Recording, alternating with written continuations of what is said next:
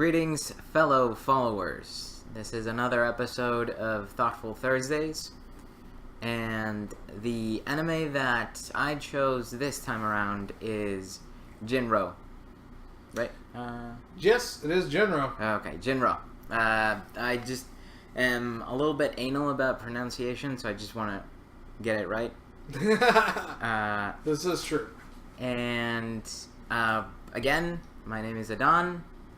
I have my fellow guest, co-host, what do you like to call yourself?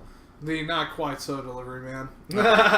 Hey guys, it's your boy Fearless Billy and Wanda, and I'm the passenger on this wonderful train that you see every week on Thoughtful Thursday. And yeah, we're going to be talking about this wonderful movie, Jin-Roh, which is actually kind of an interesting case because Jin-Roh is actually the first prequel in a trilogy of movies, actually. When it came out in '99, it was kind of made to take advantage of the whole hype around Mamoru Oshii, who had just had his breakout success with Ghost in the Shell internationally. So it's kind of part of that whole wave of where they're just taking everything that he had done, all of his works, and trying to get it out there as fast as possible. And Jin-Roh actually had a predecessor, 2 films, back in the 80s, which were both live action, crazily enough. It was all part of a saga known as the Keroboro Saga that Mamoru Oshii had written much earlier than that. So it was kind of an interesting situation. I mean, the 2 live action films didn't do well enough to warrant a new live action film, but because of how much clout he had suddenly gained, it did do well enough to warrant an anime movie of Jin-Roh being produced, which is where we find we're at right now. It's a really interesting take. It's kind of one of those alternate history tales, kind of similar to those who have maybe played the Fallout games or gotten into stuff like different like alternate history universes that are so prevalent in science fiction and like fantasy at times. Which goes nicely with our previous podcast. Yeah, very true. Yeah, with both Harmony and Empire Corpses, like those are both really good alternate history bits right there. Mm-hmm. But yeah, with Jin-Roh, it takes more of a hard science foundation and combines it with a lot of stories about questions raised about the role of the military, questions raised about cultural issues and what happens when the poor get left behind. And there's a lot of stuff that's also raised about, intergovernmental rivalries as well. Because you have these different sects of the government police force that have a common enemy but have no problem tearing each other apart, which is what you see throughout Jin-Roh, especially when you get towards the end. By the way, as we always like to know, folks, spoilers! The whole thing. Like, if you haven't watched it yet, go watch Jin-Roh right now. It's up on Crunchyroll. And then come back to us. Yeah, and then come back to us. We'll wait a couple months. That's right. We'll be here. Yeah, we'll be here. Promise. Okay, I think you guys have sat long enough. You had the pause button on for a few minutes. Let's go right into it. So Jin-Roh actually, even though you have all these ideas on the forefront, the main thing that actually, the motif that takes place, or the main theme is, to me, the Little Red Riding Hood story. Mm-hmm. Very prevalent throughout this whole movie. If you wanted to expand upon that a little bit, Adon. Okay, so just to give you a little bit of background in terms of who I am and why I'm doing this. For those of you listeners who might be interested in knowing why I'm doing this, is because I have a Bachelor of Science in Sociology, and psychology and philosophy have always caught my attention, and I'm, as followers might know, visually impaired.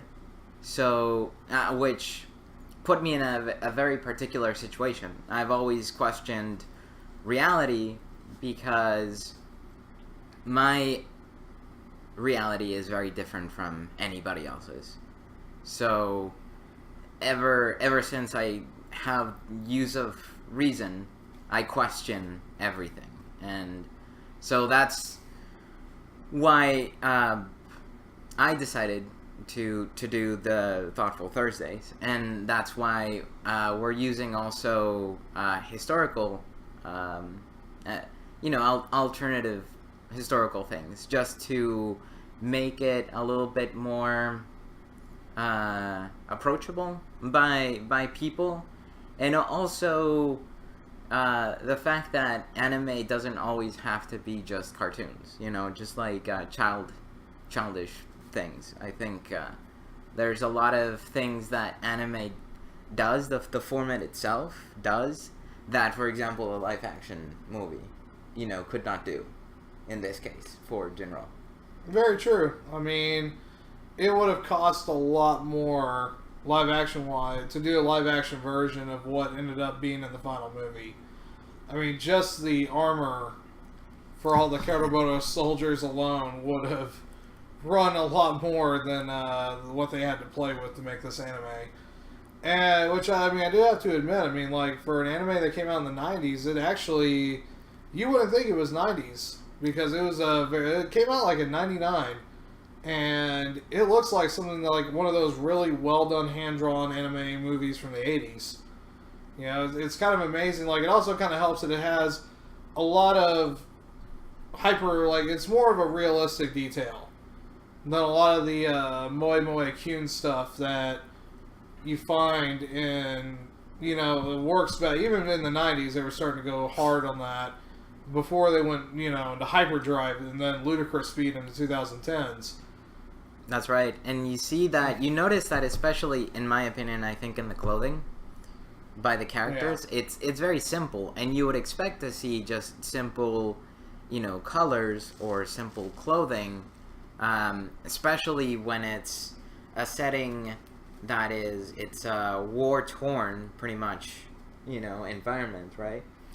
Yeah, a lot of the environments in general, overall in the story, at that point, it's taking place in alternate 1950s. And so it's in that period of time where, Japan is starting to... Historically, it was starting to experience its first boom. So there was a lot more commercialization going on at that point. A lot of the high-rises were starting to take shape, and people were starting to get out of the country a lot more and into the cities. But, it also focuses a lot on a lot of the violent protests that are occurring in the movie universe. And I think that actually that focus on that is really important because they're wanting to, again, to sell you more on the realism, which is why, if you notice a lot of the soldiers, they're not really wearing, ultra shoulder patty decorative uniforms or anything like that. That's right. This is they're trying to emphasize, that you shouldn't necessarily the visuals are nice, but the visuals are subdued. Mm-hmm. And it's more of the subtle things that you have to pay attention to that makes Jin-Roh stand out. Something I was commenting about just a moment ago is that, if you kind of notice, with a lot of the soldiers, the more dedicated they are, if you notice how pale they look. Yes. And of course, with pale, that makes more of a connection to death. And as a lot of you guys know, Keroboros, is actually Cerberus, the guardian of the underworld in Greek mythology. So you can really kind of see that the more dedicated and hard-line these soldiers are to their cause, the more that they are soldiers of death in itself and soldiers of the underworld. That's right. He also is present in the Divine Comedy by Dante. Mm-hmm. He's the guardian of the gates of hell. Yeah. And that, to me, is a nice transition to what I thought was one of the main themes. in my opinion, there's one theme that takes over the entire movie, and it's shown in very different ways, but it's the same pattern. And so, something else that I want to experiment with in this podcast, which is something that I'm going to try to do in the following podcast, and is to pick one theme and then associate it with one very identifiable idea. And so what I'm thinking of doing is to use the concept of apathy and make it into the idea of sloth, because I'm going to try and use the 7 deadly sins as a way to explain in a very in a way in which it's relatable to people. So it's not, I don't have to tell you about philosophers and psychology, and I don't have to go too deep into sources and scholarly works and etc. etc. So going back to this idea of death, I associate it with the idea of apathy, which could also be sloth in terms of psychological apathy or sloth. Because the way I saw it in this movie, the main character, he's dead inside. So and he's dead inside because he gave up in trying to be his own individual. Sloth took over him, and he doesn't have any kind of emotions. He just goes through the motions, and he just does what he was trained to do. And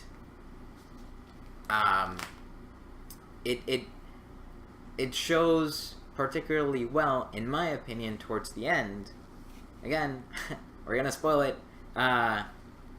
There's a girl in the story, and she gets killed. She gets betrayed by this person, the other protagonist, the main soldier, because he convinces her that he's a traumatized individual, and that she's tricking him into being part of framing, right? Like there's another story where the brigade that he's part of wants to be taken over by another one, by a rival faction. And so this girl is a mole, is a spy, and she befriends him, and we only know towards the end that it was him who was fooling her all along. And I don't think it's because he was particularly smart or cunning or sly. It was because he was just going along with the training. And you see the guy, his mentor, says exactly that. Like, he's the best of the best because he's a perfect soldier. He does exactly what I tell him to do, and he does it. That is true. I mean, because one of the aspects of military training in general is that you do have a lot of your individuality trained out of you.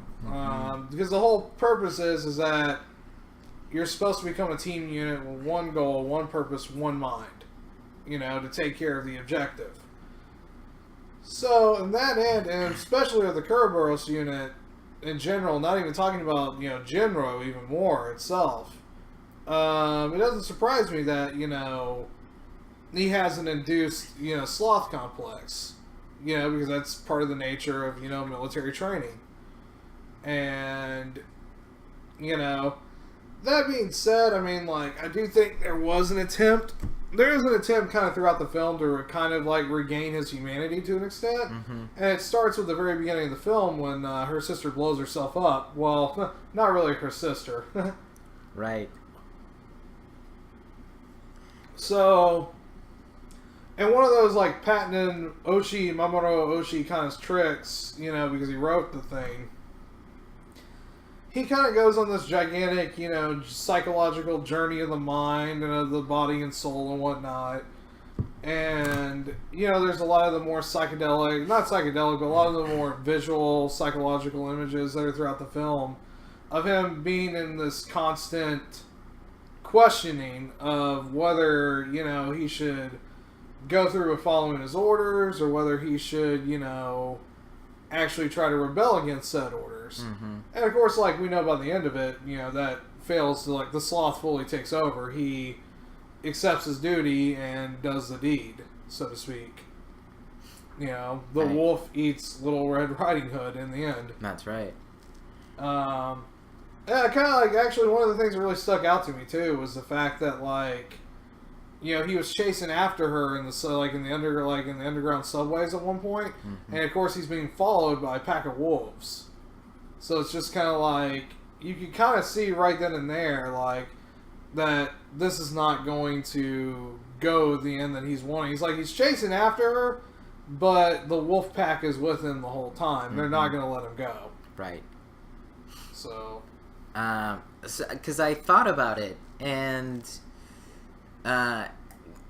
it didn't make sense to me at all what he did or the conclusion of his actions. And then it occurred to me that it was apathy, and therefore sloth, because he sees her, he sees this girl that is part of the counter movement. It's public security. Yeah. That's what the name of the division is. That is the kind of co-antagonist of the film. Okay. Along with the sect faction. And so the sect faction is the one that's blowing themselves up, right? Yeah. So he actually catches up. Public safety, our antagonist, catches up with one of the girls and one of the members of the sect, and it turns out that she's a little girl. She's like 13, 14? Yeah. Something along those lines. And she has a vest, and he realizes that she has a vest, but he sticks around. He doesn't move, and he almost gets seriously hurt because the bomb explodes in front of him. And right before she pulls the string to blow herself up, he only says, "Why?" And that's it. That's the only thing he says, because he could have shot her and whatever. But what I think was really happening, the impression that I got was that it was a morbid curiosity. Why would someone kill themselves? Because he's a soldier, and he doesn't have any goal worth dying for except what he's been told. It's the sect, on the other hand, has no training. They have very little resources.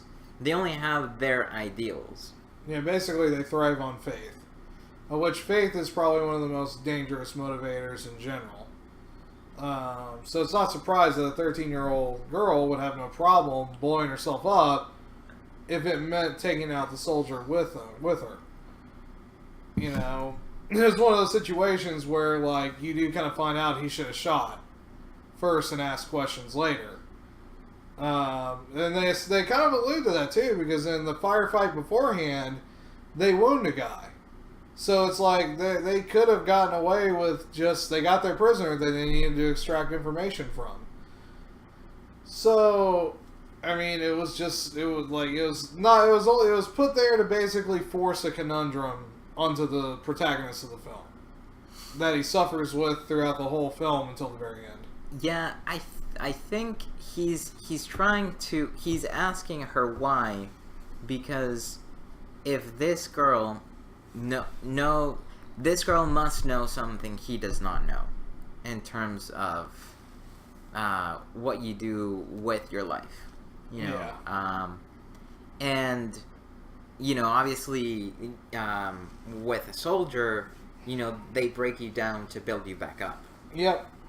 And so there is no initiative, no ambition, no initiative to think outside of whatever your instructions are, whatever your mission is, you know.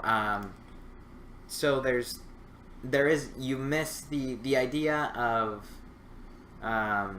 something that is not logical is not there anymore, and that's what he wants to understand.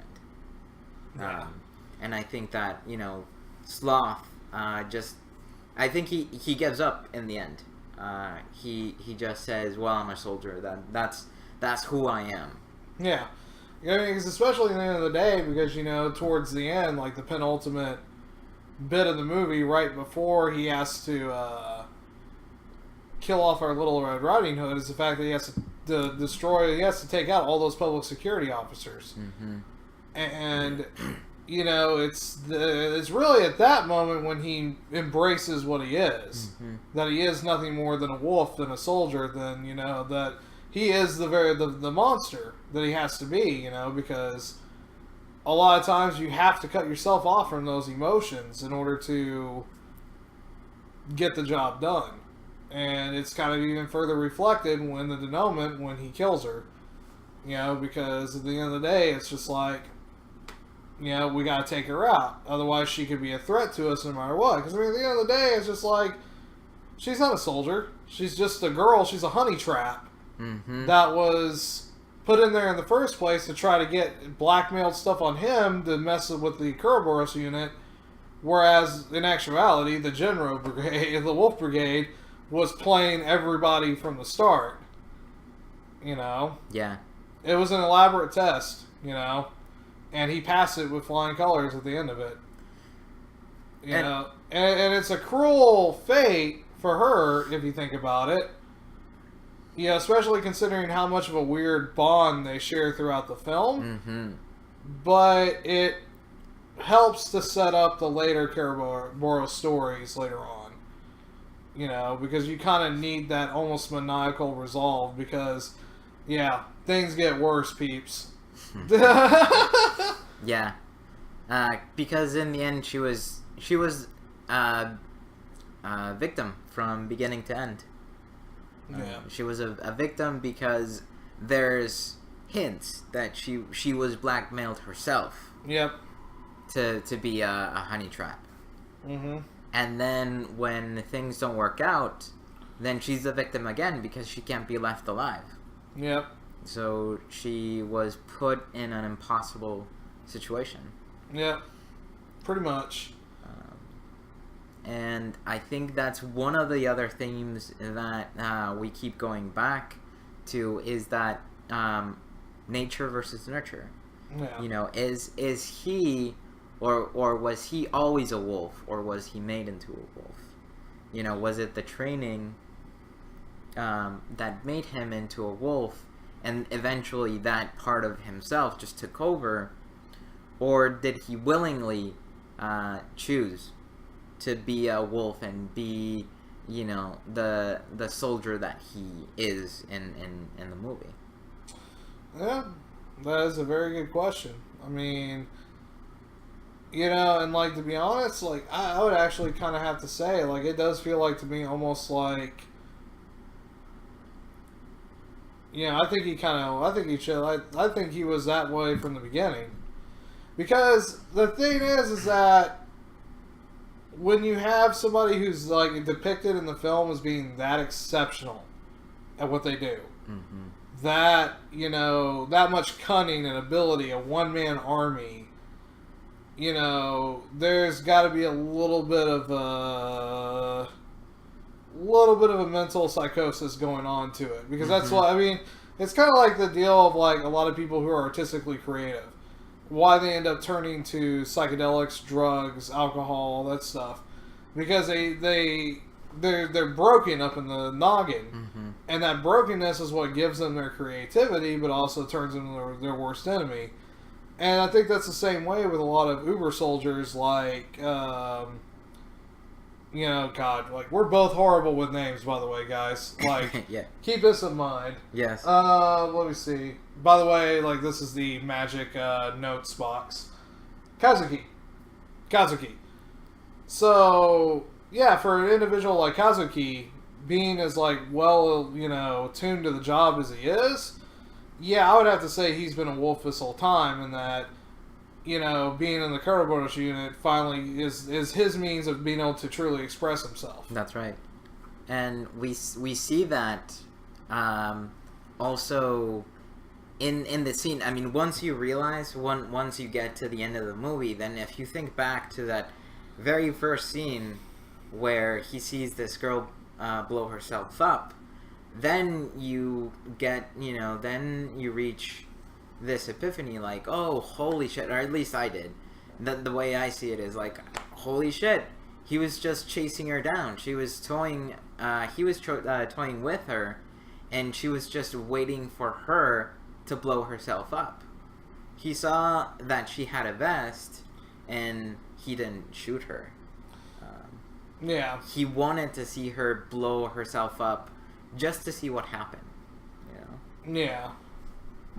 And it didn't matter that he got a little hurt, because he got his fix. Pretty much. Yeah. If you really think about it, like, you go back to that beginning scene, and it's just like, there's not even a hesitation of trying to move. Like, one of his, fellow soldier mates had to move him out of the way. So it's kind of one of those where if you really think about it, it was just like, he just wanted to take it all in.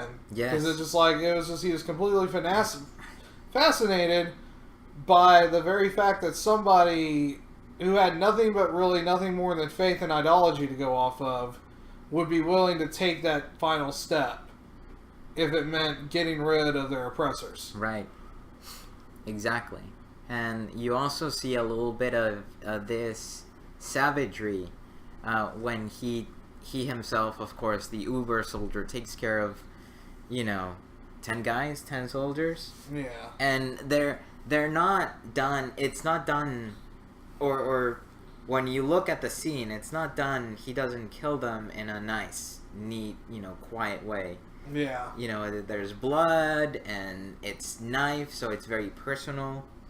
It's not, there's no distance with a gun or a bullet. It's very in their face. He's under control. He's very close. This closeness, which, again, he has to be there. He needs to feel it, breathe it, look at it, Very true. That's one thing that this movie doesn't shy away from, too, is the brutality of death in general. Because it really, they do that mainly to drive home the point that this is a man who is ultimately dedicated to his craft, and he kind of revels in it.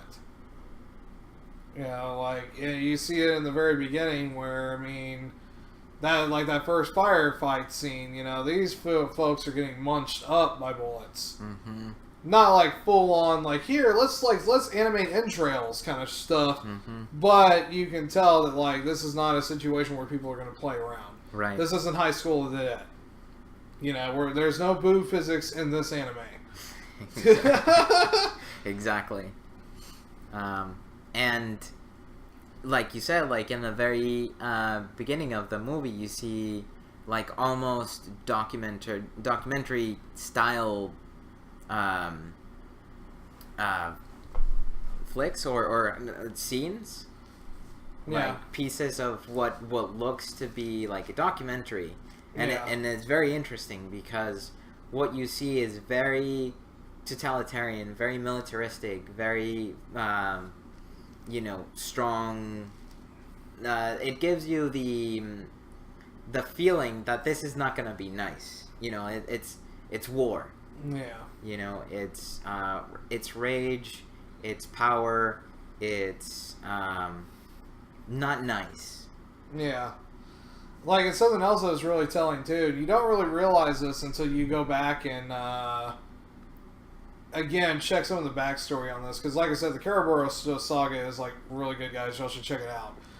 But the design of the Karaboros soldiers to begin with, if you kind of notice, it's very reminiscent of World War II era German armor designs. That's right. And you find out that at some point that in this alternate history, Japan and Germany never joined the Axis powers, but instead were part of the Allied powers.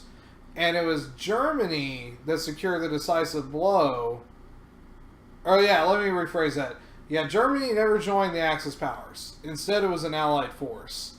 And they secured the decisive blow and took over rewriting a lot of the Japanese government, similar to how the U.S. had done. Mm-hmm.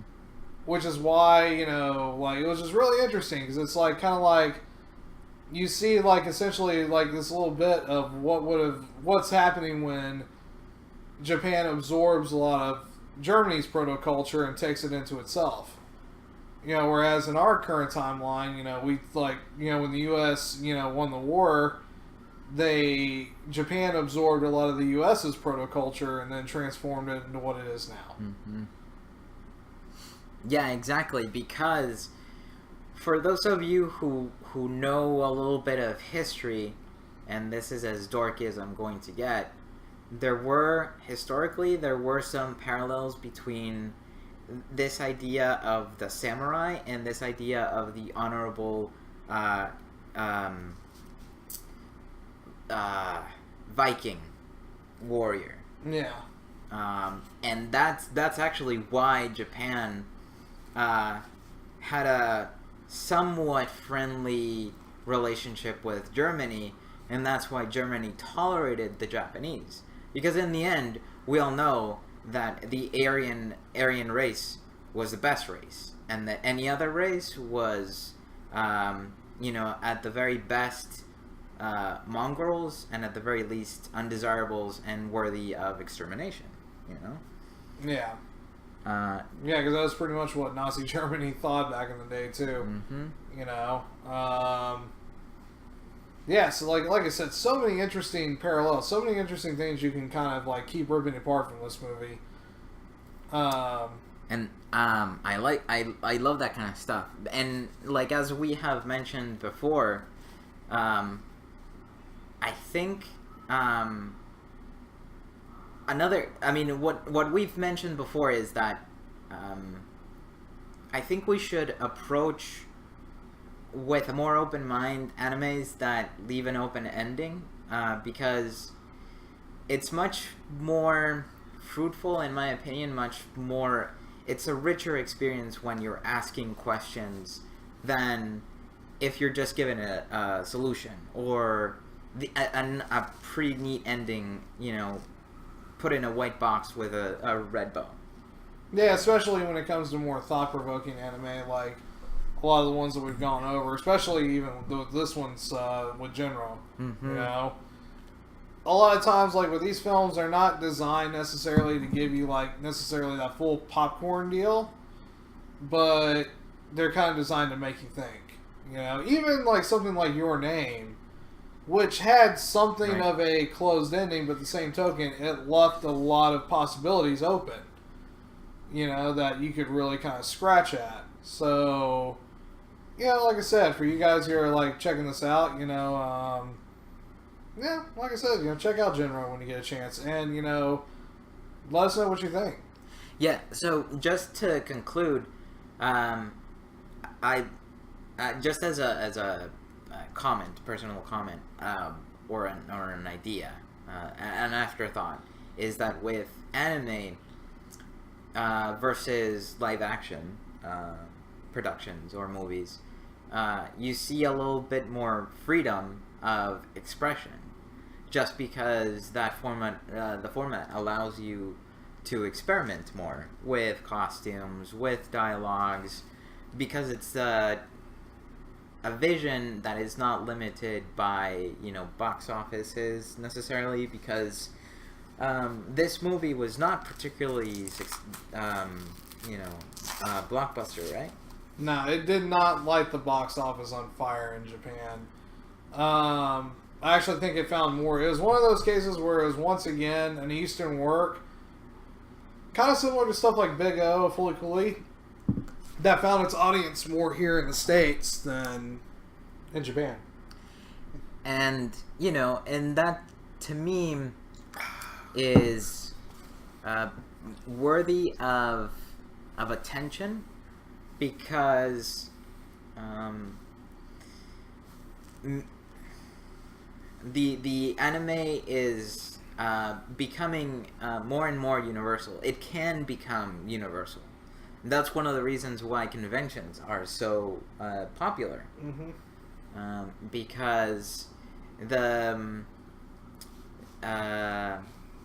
style, like the culture itself, allows you to not be constrained by fashion or by cultural mores or, you know, rules.